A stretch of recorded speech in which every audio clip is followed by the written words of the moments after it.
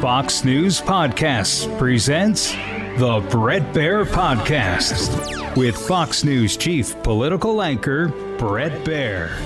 Republicans have launched an all-out assault on the health care of the American people, and it continues today. The Republican Party, Republican candidates and incumbents are the only ones actually working and actually voting to reduce the cost of health care. The Democrats are not. People are going to see a health care premium spike. When you actually look at both sides and this situation, it could be resolved immediately, but nobody wants to do it. We have a disagreement. You know, that happens all the time. Our moderates, just like our most conservative members, want to lower premiums for all families. All right, in tonight's Common Ground segment, a bipartisan effort to pass legislation to keep health care insurance premiums from skyrocketing at the start of the year. Joining us tonight are New York Republican Congressman Mike Lawler and New Jersey Democratic Congressman Josh Gottheimer. Congressman Lawler, you're one of four Republicans who have signed on to this effort. And we'll put the pictures up there. It's, you know, inside the caucus, this is seen as a tough thing because they believe that they're in the process of trying to fix health care. You're saying you got to sign on to this to give them the breathing space and not hurt your constituents? Correct, Bret. There's two issues here. One is the expiration of the enhanced premium tax credit, which Democrats put in place during COVID, slated to expire at the end of this year, and the larger issue of health care costs in America. Since Obamacare took effect, health care costs have risen 96%, and insurance profits have risen by over 2,000%. So clearly there's an issue with affordability across the entirety of the system.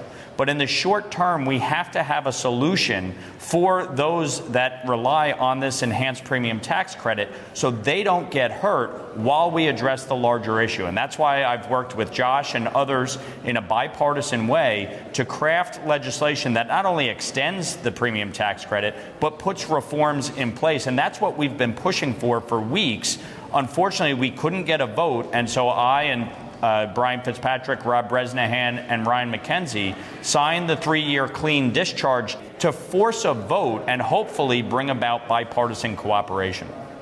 Okay, Congressman Gottheimer, you know, you look at the latest polls. We have a poll, a concern about the price of health care. Are you concerned about it? Yes, 86%. Obviously, it's an issue that affects Republicans, Democrats, independents.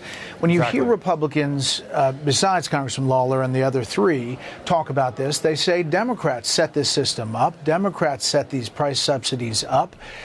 They are the ones that they're now expiring.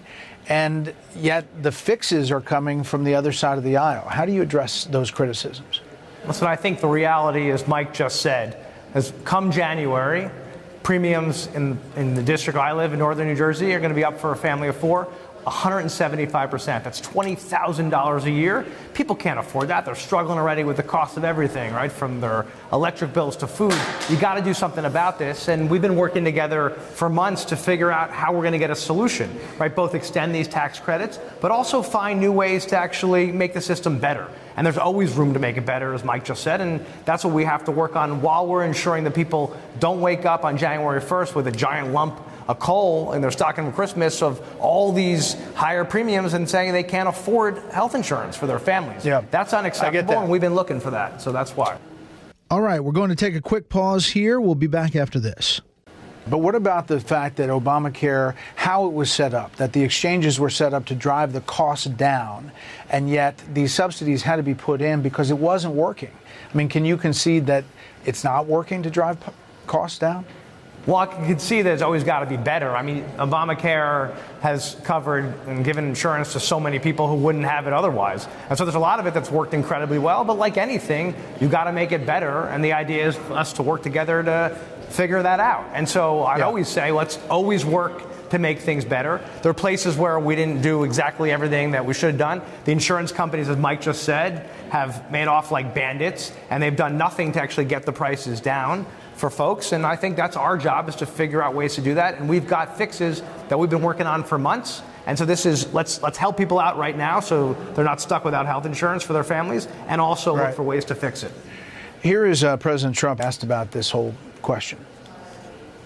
Obamacare was set up, and I said it right from the beginning, for the benefit of the health insurance insurance companies, they're making billions and billions of dollars. Their stock is through the roof.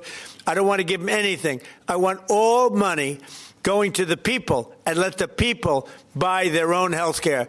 It'll be unbelievable. So Congressman Lawler, he's in favor of souping up the health savings accounts. There are a number of plans up there on Capitol Hill. You say that this is going to force a vote, and those plans are going to somehow gel, and you're going to get to a bipartisan agreement? Well, one of the reforms that we put in one of the bipartisan bills that Brian Fitzpatrick introduced includes an expansion of HSAs and allows them to be used for the purpose of paying premiums and allows them to be rolled over into the next year. So it's not a use it or lose it scenario. But one of the things that we're doing today is actually putting forth a bill to deal with, for instance, associated health plans, which CBO estimates will reduce the cost of health care premiums by 11% by allowing small businesses and the self-employed and larger companies to pool together and purchase plans. But one of the things I've pointed out, United Healthcare, largest insurance company in America, owns providers. That needs to change. You cannot have that conflict of interest where an insurance company owns providers or Aetna owning CVS Caremark. You cannot have them owning PBMs. These are reforms that should bring bipartisan cooperation, and those are the things that in the new year we should look to advance legislatively. But in this short term, we don't want to see premiums spike. That's why we need to pass the extension. And by the way, the fixes that we've worked on together, Bret, actually include things like PBM reform, right? So, and going after fraud, and right. So there's a lot of steps that actually we can take to get these prices down and make fixes. But you got to work on it together, and you got to get it done. You can't ignore the reality of what's going to happen to people's bills come January. Well, that's part of the reason for Common Ground. We appreciate your time to speak to us. Thanks. Thank you. Listen ad-free with a Fox News Podcast Plus subscription on Apple Podcasts, and Amazon Prime members can listen to this show ad-free on the Amazon Music app.